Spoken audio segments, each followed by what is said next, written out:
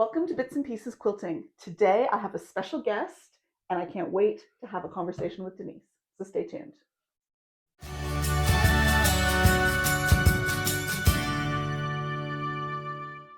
Hi, I'm Michelle and today I am thrilled to have Denise from Dee's Purdy Pieces here with me today to talk about bags.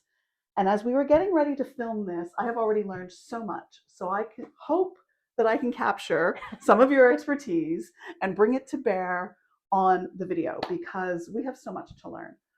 But I think we should start with a little bit of show and tell. So I'm going to ask Denise to show me and show us some of her bags.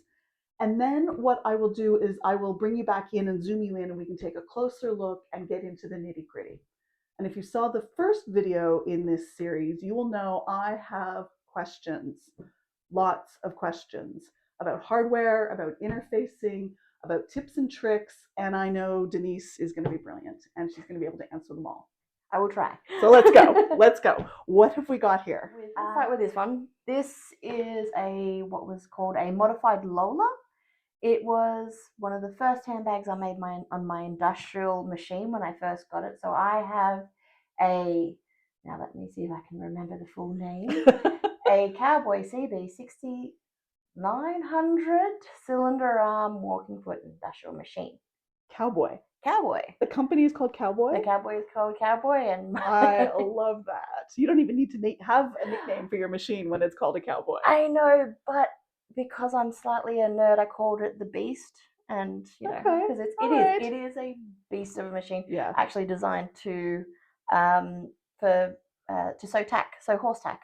Oh wow, okay, and I think we'll find that makes some of the difference depending on the kind of bags because I've done almost all cotton, different kinds of cotton canvas, cotton drill, but some not so much here, but down here we've got some vinyl and leather, and that makes. Having the right machine is going to make all the difference. It's butter. You sew through it like butter. And did you buy the machine to purposefully sew these kinds of things? Yes. Okay, so you started on more of a domestic machine. I did. I started on a little $100 Singer sewing machine that was fine for hobby sewing. Yeah. Your casual. Oh, I'm going to take up a pair of hem of pants. And, might make myself a quick circle skirt or something like that. But no, I broke that one when I made my first bag, which was a baby's bag, because I thought I could do it, so I did. Yeah. And I broke that one thoroughly. Okay. And it didn't break you, which is good. No, it didn't break me, no. And then I upgraded to a Singer HD. I'm going to get the number wrong.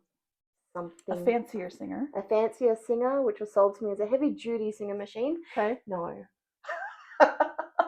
Broke that too? No, it broke me. It broke you. It's not a nice machine. Like, there are different sides. Some people in the bag making community will say, yes, it's a great machine, which is fine. I guess it depends on the kind of bag you're making, again. Yeah, fair. If you're making bags where not a lot of intricate turns, or where you're going to make canvas bags, I think it would be fine for that one. Right. But not if you're using. Let's grab that one. Maybe not if you're either. All right. Maybe something like this one. Even this is vinyl. There's not a little sign of cotton anywhere here. I don't think it's incredible. Maybe in the lining, but waterproof canvas. Waterproof canvas. Wow. Yeah, I think some of our domestic machines might not be able to get through these. Well, some of my first bags that actually, I know, kind of brought me out into the bag making community as a well-known person. I shouldn't say well-known. Very well known. Like that really started people recognizing my work. I'll say it that way. Was actually, and I don't have any bags because I don't have them anymore because they get sold. Was I guess you could look at it as kind of like quilting vinyl into pictures. Oh, wow. So I would quilt vinyl into rainbows and turn those into rainbow bags. Do you have any photos? I have photos. Maybe we'll insert some here. Yeah. Send me photos and I'll put some in here. That'll be amazing. They were actually made on my vintage Singer 201K knee leather sewing machine, and that all over the brand new Singer HD, that machine. is just beautiful. And the only reason I really upgraded from that to the industrial is top stitching handbags. Yeah. I wasn't a fan of wrangling the bag in between the throat on a flat surface, which you'll probably find that you find difficulty on that one. Yep. So if you don't know what a cylinder arm is, it's just basically your machine head and an arm like that, and it's all the components are in there. There is nothing underneath. Oh, so you literally just turn the bag wow. around it Oh, incredible. and just top stitch. Incredible, yeah, because this one, as I said in the first video, was almost impossible to complete because the thickness of the interfacing and obviously my machine. I thought it was just the interfacing, but as I'm learning, there's a lot more to it than just interfacing. So yeah, being able to top stitch a bag easily and just make things go a little bit faster. The industrial machine was the way to go for me, especially considering I fell in love with bag making. Yeah. I fell in love with bag making. I went down the rabbit hole and I really haven't looked back. How long have you been making bags? I actually did math yesterday. I will be 5 years officially as my bag business this year. Okay, so that's not that long, but I mean, these are expert level. And I think based on that, I'm going to pause the video now and we'll bring you down closer so you can take a closer look at how fabulous some of these bags are. Some of them, all of them. 1 minute. So I've zoomed you in so we can get a closer look at some of these absolutely beautiful bags. So let's start with this one, which is amazing. Thank you. What is this made out of? So this one is made out of marine vinyl and waterproof canvas on the outside and lined with waterproof canvas on the inside. Okay, wow. And did you design this? No, so this is one of my favorite bag designers. They're called Lavender and Twine, and they always have trying to find the words in the afternoon, an attention to detail that is just unique in placements of the straps, in how the bags are finished in terms of the bottoms. That they don't come across as just your standard two pieces of fabric stuck together in a general bag form. Right. They look interesting. Yeah, and it's beautiful. And this is one of my favorite bag patterns because it is relatively quick. Okay. As for someone who makes bags, it is relatively quick to put together, and it is fantastic. It's a fantastic design to show off a feature piece of fabric that you want to have. Like if you've got something that you want to show off, and it works fairly well with larger designs as well, like on the print in terms of the print. So this marine vinyl, where do you get that? Do you get it online? So yes, you have to buy that one online. So that one I believe was sourced from Voodoo, which is a Brisbane-based company online. Okay. And they sell it by the half meter. I think it is a massive range of very cool vinyl. Okay. We'll put everything that Denise mentions in terms of suppliers and places to get things down in the description down below, including websites and things like that, just so that that's helpful. Can you get this kind of vinyl just at a regular fabric store? Not marine vinyl, because it is a specialized vinyl designed for boats. Right. Yep. So it's really heavy and really thick. It is actually. You can get a thinner vinyl at just a fabric store. Yes. So Spotlight has a limited range of vinyls that you find where I think they use them for tablecloths. Okay. And those will work for bags if you're starting out and you want to get, your half a meter to give it a go and see if your machine likes it. Yes, that's a really good point because as we said earlier, Denise has a really fancy schmancy industrial machine, but on a domestic sewing machine, that thinner vinyl should work, but it's a good point to test it out first before you get too deep into it.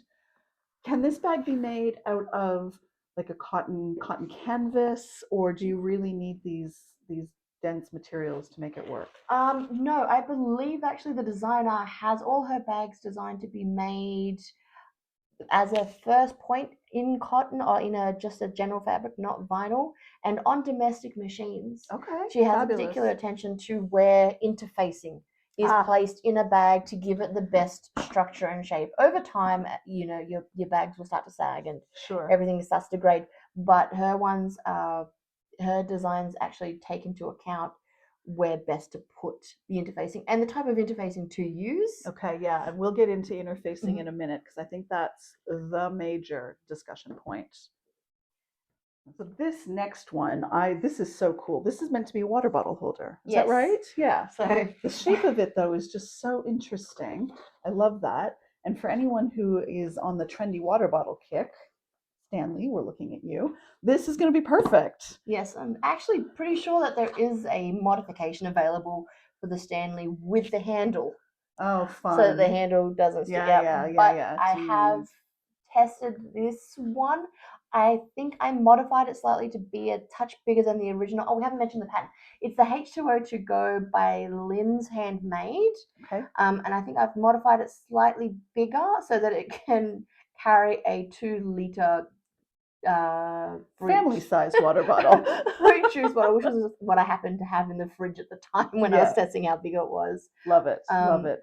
I love the webbing on this. I love the width of it. I love the feel of it, the quality of it, and then of course the hardware to go with it. Online sources again. Yes, I spend a Okay. great deal of my time shopping online Excellent. for a lot of my things. Okay. So I can confidently say that the webbing and this hardware is from a company, an Australian company called Mearzen, who are based in Melbourne. Okay. I think that the basic rectangle ring that we have here is from Studio Mio, and they're based in Sydney. But I bought that one in person because there was a Canberra craft fair, I think. And when I first Okay. started bag making, I found them and went and bought a range, a selection of hardware that they had available, and that was one of the pieces that I bought. Okay. Is this a standard size webbing that you use? For these bags, yes, I would say that, but generally I limit the size of my hardware to about 1 inch, mainly because there is such a variety and range of colors and sizes Yeah. Okay. that I don't have the wall space Fair to enough. hold all the hardware on. Fair enough. Um, I just look at this and I think this is a width that I would much prefer compared to what I've been using in my bags. This is the 1 inch, this is 1.5, but it seems just to make a world of difference. But of course, then you need the matching hardware to go with it's always the matching everything to go with it. it. It is. I made these bags with the 1 inch. Okay. So I tend to look at what's available and what I'm looking for, especially considering I like to do themed Yes. bags. Yeah. So the theme with this bag, this webbing was only available in this size. Okay. Fair enough. So I make do Yeah. with what I had at the time for that one. Okay. Let's go to this one maybe. So if you're going to go down the rabbit hole of bag making, Yes. this is one of my favorite patterns. This is a free pattern called the Clematis from Blue Colour. Okay. And it's a nice twist on a clutch because it has a unique shape, and it gives you the ability to have a nice feature piece at the bottom. You could do that, like you could use your canvas if you wanted at the bottom. I like using it for vinyl. I call this bag and the drink bottle bag that we just had, these are what I use for as my scrap busters. Fabulous. Yeah. So because these pieces aren't big really enough that big for a big full bag. Yeah. But I love my prints and I don't want to waste them, so I'm able to use them on smaller bags as feature panels. Yeah, yeah. When you look at that, that's only like what is that? I think that's, it's like 6 by 5 yeah, inches. yeah. That's really quite a small Mhm. piece in the Yes. end. But yeah, that's fantastic. Yeah. And look at this hardware. This hardware is amazing, absolutely amazing. In part one of this video, I talked about how you could rescue these little clips. I call them lobster claws. You call them something else. What did Parrot you? clasp. A parrot claw. A parrot clasp. I think they're both correct. Yeah. Yeah. You know, we'll just call it a multinational language barrier question. I recommended using old lanyards to cut these off, but Denise, and when you look at these ones compared to the ones that Denise has, what a world of difference. This just looks absolutely cheap, but this looks really, really quality. Denise had a really good point, though, about why you might not be satisfied with these in the end. Do you want to talk about that a little bit? So these ones, there's nothing wrong if you happen to have, and you're starting your bag making journey, and you have these 4 little clutches that would probably be a bit smaller than this. Like this. But you'll find that the failure points, there are failure points, especially if you're going to use it for a bigger crossbody bag like the one that you have there. Yeah. If it's something that's big enough to put a water bottle in and you're carrying your water bottle, your phone, your Yep. sunglasses, your wallet, Things get heavy. Things get heavy. So the failure points in this one will be the swivel point here that will snap, and also the arch point just here will also snap. Yeah, because of that constant pull and pressure and swivel. This is a brilliant point. I didn't think of it at all, but I think you said just on something little, like a little tiny clutch, a little pencil case, something like that. That's Those would fine be to use fine. it. Yes. But yeah, maybe investing if you're going to make something a little larger, investing in the proper hardware is a great idea. Yes, definitely. And as I said earlier, we'll have links down below to all the places that Denise uses to get her hardware. I'm just look at that zipper. Just it's gorgeous. Gorgeous. All right, we got a few more to go through. Right. Tell me about this one. I love the shape of it. It's got a bit of a retro. I almost feel like maybe a retro bowling bag. That's exactly style. what I was going to say. I feel like Wilma Flintstone's going to put her bowling bag in that and take it to the bowling alley. So this is the Swoon Lola pattern, and I believe it's a purchase pattern. I have to double check. It was one of my very first bag patterns. I loved the shape of it. Yeah, it is very cool. Loved the shape of it. So. Yeah, beautiful. So this one was one of my first bags that I made on my industrial machine, and I like making this bag because it is again another piece that has an interesting shape and is relatively simple to put together. Okay. What you will find is, so I have worked with a variety of fabrics in the bag making, whether it be vinyl or this is cotton canvas, this is just normal quilting cotton. Yeah. And you'll find that when you're interfacing or using particular interfacings, when you turn a bag, you'll get creases, and I can completely relate to that. I don't know if the camera will catch it, but this fabric on the top of this bag is completely wrinkled, and I can't get it out because it was a fusible interfacing. So there is a workaround for it. Okay. Would you like to? Absolutely. We're looking for all the tips and tricks. We're going to go into interfacing as well, but yes. in this one, so in pieces like this one, where you've got the bag, what you can do is turn the bag, make the bag without interfacing it, without fusing it. Sorry, that was the word. Without fusing it. So don't fuse the piece. Okay. Yeah. So make the bag, turn the bag, and then pop your hand in, and if you have a small iron, then you fuse it. Okay. All right. And after. that will. Yep. That one is that's a great tip. Especially, it works mainly if you're going to be using cotton. Yeah. If you're going to use a cotton outside and a cotton inside, then it's great to use the steam and fuse it all together. Yeah. When you have vinyl, it can it ends poorly. It can melt. Yes, so, I can end. Yes, it would end very badly, I imagine. Yes. Yeah. But this was able. Would you think that this is a pattern that could be made on a domestic sewing machine? I think you could make this on a domestic sewing machine. Okay. Because it's the top stitching that you see here is actually done before all the rest of it. So it's very similar to a pencil case. Yeah, okay. Very similar to a pencil case. You add your zipper and you top stitch it then, and then you sew the body together and turn it. Yeah, so it's not top stitching afterwards. Yeah. We're going to get to interfacing, but I think just focusing on these beautiful bags is far more, well, the interfacing is essential, but this is just more eye candy, I think. As I said to Denise earlier, this bag was almost impossible for me to turn because of the thickness of the interfacing. So I love the result, but there was a moment there where I just didn't think I was going to be able to make it happen. Mm-hmm. And so, yeah, any tricks that you might have for that, really, really keen to hear it. So I'm going to show you, these are two bags where you mentioned in a previous pencil case you didn't like the binding. Yes. So these bags are made with binding. You'll find out when you're bag making, you will construct your bag usually one of two ways. You'll birth a bag, or you'll bind a bag. Okay. So birthing a bag is where you leave a hole in it, and then you turn the bag inside out, and then you sew the hole up afterwards. Right. Binding is full construction of the bag, no additional sewing required afterwards. Unless you want to hide those seams, and that's where the binding comes in. Oh yeah, no. Well, the binding is done before you turn the bag. Oh, okay. Yeah. All right. So before you turn the bag. So you've got this is all inside out. You bind it inside out. Got it. And then it's bound together. So waterproof canvas on the inside makes it nice and easy because it's very hard to there's minimal fraying on waterproof canvas. Yeah. Wow. So when you're constructing your bag, the front panel, the back panel, the gusset, and you sew it all together and you bind it all together. And then you turn it, and that's it. That's your bag made. Yep. There is no additional sewing afterwards of closing of pockets or anything like that. Right. But look at that. I mean, you're clearly a pro. That's beautifully done. Does the vinyl fray? So Because this looks like a raw edge to so me. this is waterproof canvas. Waterproof So, canvas, yeah. sorry. So waterproof canvas it's just like your normal canvas like this, but it has a plastic backing, maybe like a PVC like a laminate fused. on it. Yeah, a laminate. Yep. A laminate fused to the back end of it to make it waterproof. Got it. Okay.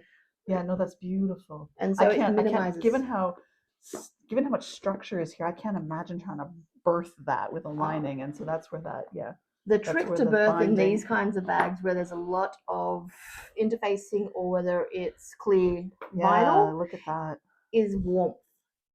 Amazing. You're looking at. And how do you warm it? How do you warm it up? So I have a little help. My little 5-year-old daughter stands there with a hairdryer and gives it a quick blast and softens it all up. Yeah. And then turns it. Amazing. Okay, that's a great tip. When you don't have that, it makes it very difficult to turn a bag, and it's a lot more of a struggle. And that's why they call it birthing a bag. Much more difficult. Yeah, amazing. And look at the hardware on this. Isn't this just stunning? Just the quality is incredible. The style and the flair of it all is just absolutely gorgeous. Absolutely beautiful. All right, let's go to Denise's handbag. And this is her everyday handbag. We've got all of her stuff in here too. We've got a wallet and everything in here, but look at this bag. What is this one made out of? So this one's made out of goat's leather. I didn't realize it could come in metallic pink, but apparently that's a thing. And why shouldn't it come in metallic pink? It's absolutely stunning. So this was one of my first lavender and twine bags. Actually, this is called the Moonwake. Okay. So it's the Moonwake pattern by Lavender and Twine. Again, their attention to detail and the unique use of hardware to make it a feature is brilliant. And you can't see it from here, but the design of the bag, when they actually make it, you can see here the natural fall and the squish of the bag is because the interfacing shape is actually a giant U here. Oh my gosh, on purpose. On purpose, so that you have a nice casual kind of slouch to it. Oh, and that's very clever. Like I said, their thought process into designing and what goes into a bag and the interfacing choices. They're very much gorgeous. Thought about it. Absolutely beautiful. I love that. And then the hardware here, there's a shoulder strap with that beautiful, beautiful hardware again. Absolutely stunning. Let's take a quick look at the wallet, and then let's get to the nitty gritty after that. Look at this! Wow, this is so professional. One of my favorite wallet designs is the classic zip around wallet by Maggie55, and her patterns come with. She makes videos for all her patterns, and I'm pretty sure they're time stamped. So if you need to go look at this, click on this link, and she has it takes you immediately to her video. From the PDF instructions, how to install the zipper, and just the entire construction of it is.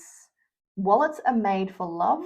When you're making wallets, you make them because you love making them. They're not made to make a profit at all. A little time consuming, is it? They are a little time consuming. Love that. And my wallet's usually made with the cotton, just plain quilting cotton on the inside with the interfacing, because otherwise it get too bulky. Right. I like heft in my wallets and my bags, but I think it would be a bit too thick. And even with an industrial machine. Yeah, I can't even imagine how I would sew that on my regular sewing machine. You clearly need the right equipment to do this. I know. Gorgeous. I'm pretty sure you can sew it on a standard flatbed. I'm trying to think of the machine that my friend has. I don't think it's the Juki 2010, but she did sew these ones, and it's just a lot more encouraging. Yes, manipulation of the piece. To get it around. Oh, it's absolutely beautiful. All right, we are going to clean off the table and get to the nitty gritty of interfacing, because that, I think, is where I need the most help. So Denise, I think we've come to the conclusion that interfacing is the be-all and end-all, I think, for most of the questions that I had.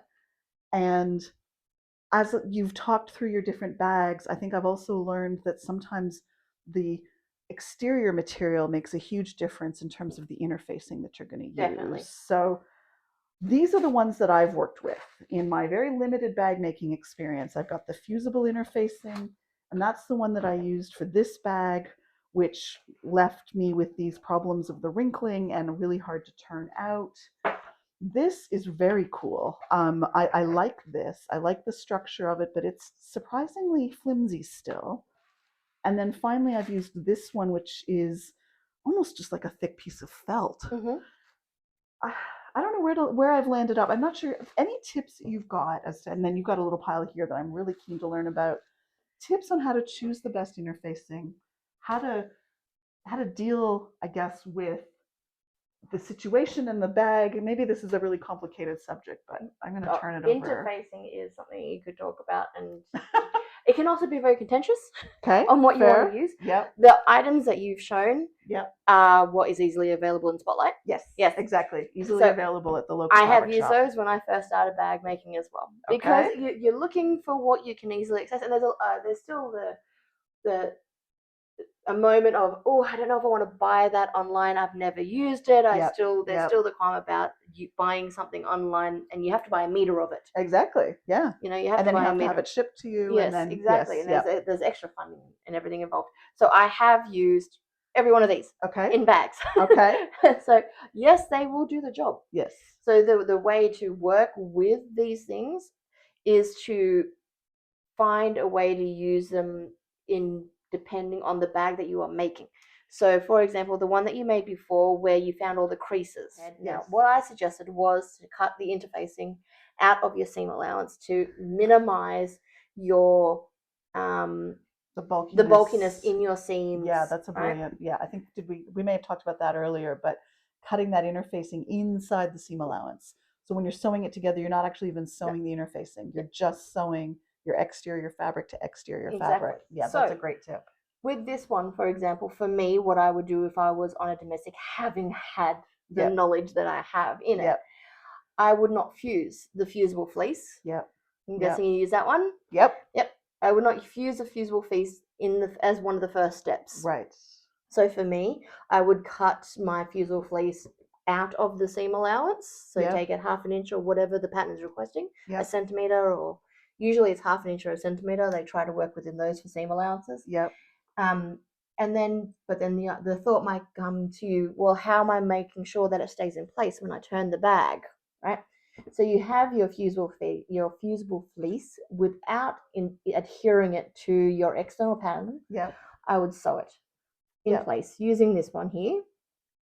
And then once you've turned it and you've sewn it and you've turned it, I would put my hand in or put a towel in. Yeah. And then fuse it ironing on top of to fuse it in place and give it that structure. Yeah. And I'm absolutely not putting my hand in, but I might stick it on that narrow end of my ironing board and then just carefully fuse it. A towel works. A rolled up towel in there works. Yeah. So you can just tightly compact and roll up a towel and put that in there, and then use a lot of steam iron on top of it. Okay. Excellent. That's a great tip. Because a lot of the foam interfacing requires steam. Right. Yeah. To get the fusible to adhere. To get it to actually work, it works better with steam. The Legacy range has great instructions. Yeah. Don't take those for granted. No, that's true. And what Denise is this here, when you buy it, it'll come with these little sheets of instructions. So, keep those because you want to make sure that you follow the manufacturer's instructions. Mm-hmm. Okay, that's a great tip. I really would love to see your interfacing. All right, so we have my stash of interfacing that I use on any given bag pattern. So we have your standard, everything has its own name except for Decovil. Decovil is a brand, and there's no real substitute for it. I remember the name. Which one is that in this pile? So we've got Decovil. Have a feel of that one. So that's Decovil Light. Okay. That's an interfacing that gives you structure on a bag that isn't. You still want a little bit of slouch on it, but just enough structure. Yeah, it's a little bit similar to this in some ways. Yeah, but this one doesn't crease. No, it doesn't. It's beautiful. So once it's ironed out, it's ironed out. But that one, if you were to scrunch that one, no, once you've got a fold in it, you're done. Yeah, absolutely. And then the sister or the sibling to that one is Decovil Heavy. Oh, wow, that's gorgeous. And that one's used for bases usually. Usually you find that one's in the base of a bag. Or people will use cutting boards.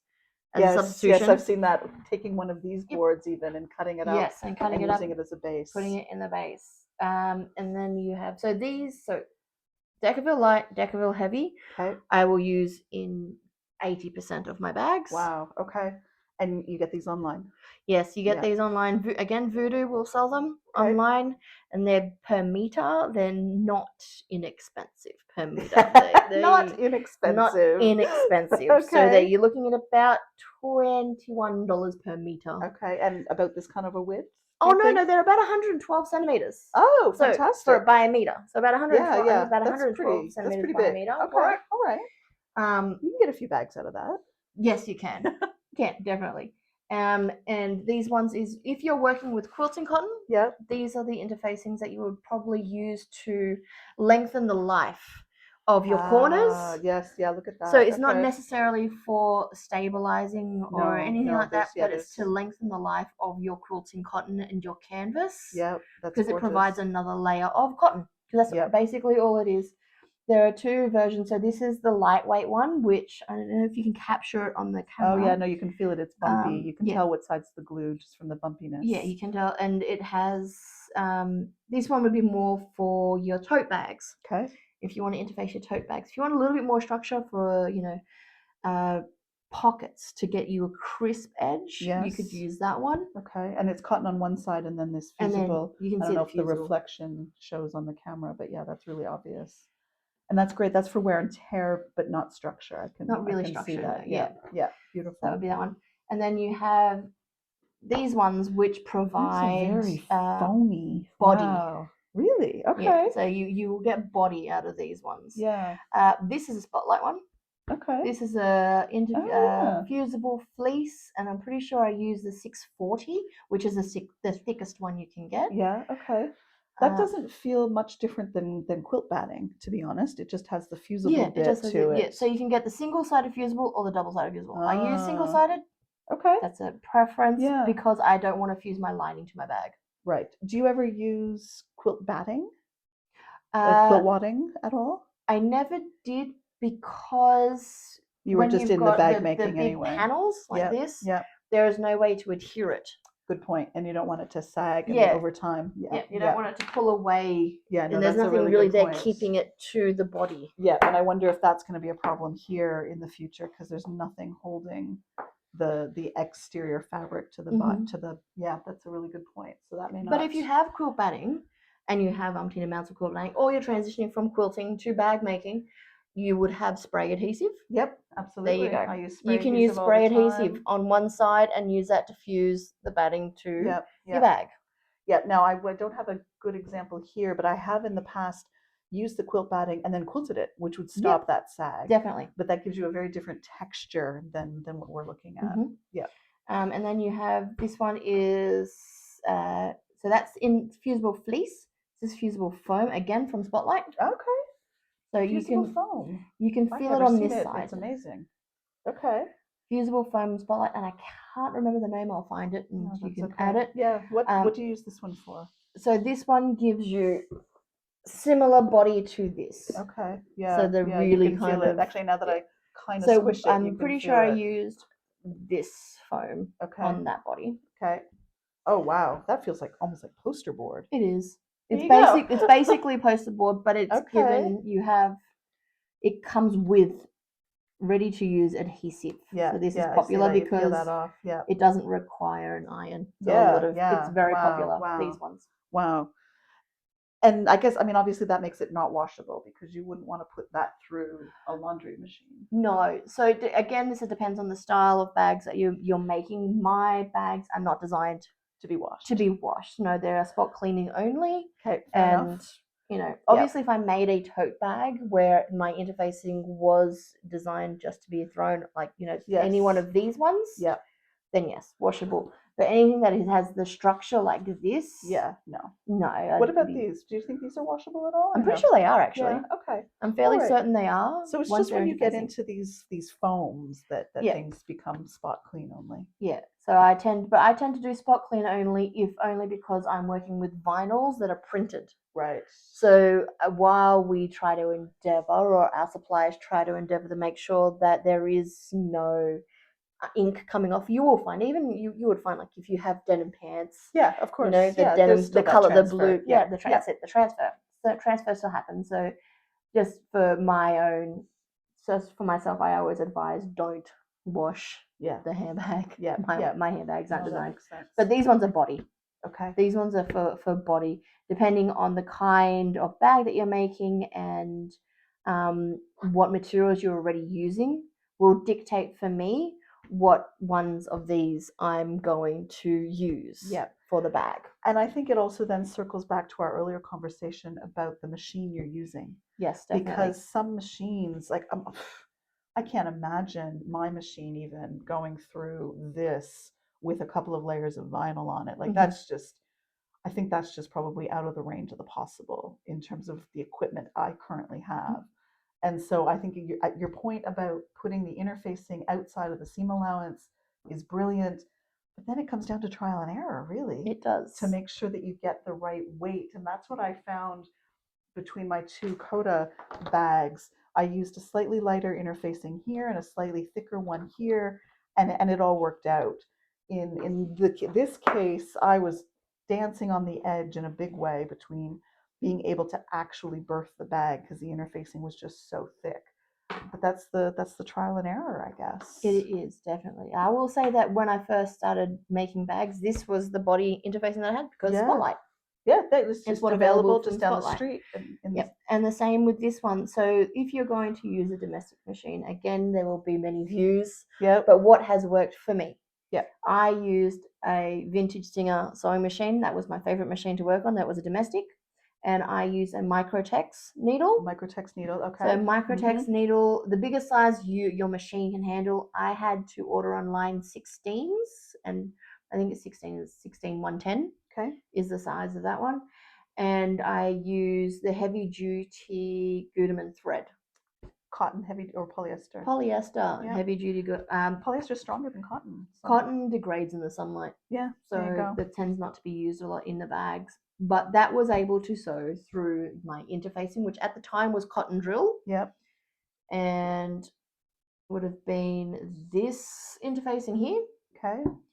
With this one, and chances are Decovil heavy, which would have been cut out of my seam allowance to attach the base. Right. Okay. So those three would have made up my bag. Yep. Most likely are in that one. Yep. Yeah. You can feel this foam, and I was squishing it earlier. I can feel it. And you can do it, and the Microtex needle and stretching, lengthening your stitch length.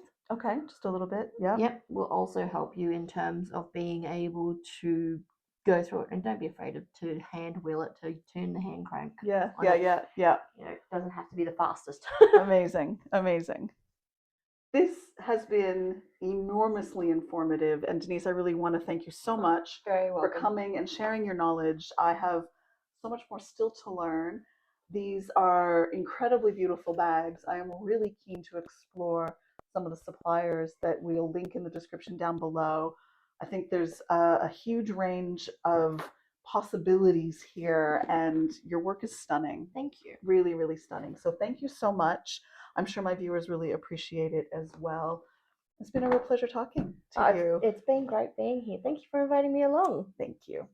Thank you so much for watching, and don't forget to make the most of your fabric bits and pieces.